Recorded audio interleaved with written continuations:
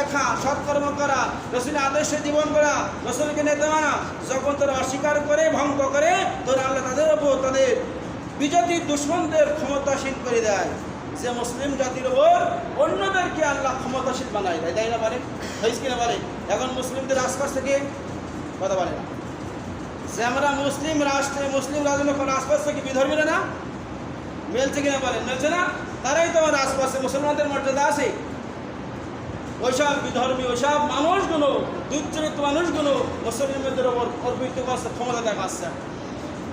এবং 5 নম্বর, যখন তোমাদের শাসকবর্গ আল্লাহর কিতাব মোতাবেক মীমাংসা করবে না, যখন তোমাদের সমাজে তোমাদের যখন শাসক থাকবে, যে বাদশা থাকবে, আল্লাহর কিতাব অনুযায়ী যদি বিচার না করে, মীমাংসা না করে, আল্লাহ তাআলা আল্লাহর নাজিলকৃত বিধান গ্রহণ না করে, তখন আল্লাহ তাদের পরস্পরের মধ্যে যুদ্ধ বাঁধিয়ে দেয়।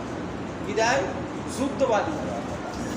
এই জন্য আমরা এই 5টি, এবং বন্যায় যে খরা আসলে এখন বন্যার যে অবস্থা, এটা মুসলমানদের যাবতীয় বিপদে ভয় পরিস্থিতি, মুসলমানদের মানুষের করণীয় কী, আমাদের করণীয় কী?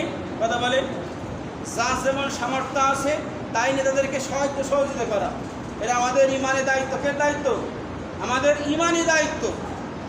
যে যার যেমন সামর্থ্য সেই অনুযায়ী তাদেরকে কী করা? সাহায্য করা। আপনার প্রতিবেশী কষ্টে আছে, আপনাকে সাহায্য করতে হবে। আপনার প্রতিবেশী কষ্টে আছে, আপনি পেট ভরে ঘুমায় আসেন, এর কাছে আল্লাহর কাছে জবাবদিহি করা লাগবে। ওই ইমানদারে কোনো কাজ হবে না। যাই হোক, আল্লাহ তাআলা অনেক ঘটনা ছিল এই বন্যা সম্পর্কিত, যে যেহেতু এখন বন্যা চলছে, এখন যে অবস্থা, তারা খুব কষ্টের মধ্যে আছে। আসলে বলে যারা দেখছেন যে কী কষ্টের মধ্যে তাদের জীবনযাপন করছে। যাক, আল্লাহ তাআলা তাদেরকে এই প্রাকৃতিক দুর্যোগ বন্যা থেকে আল্লাহ তাদেরকে হেফাজত করে, সকলে বলে আমিন।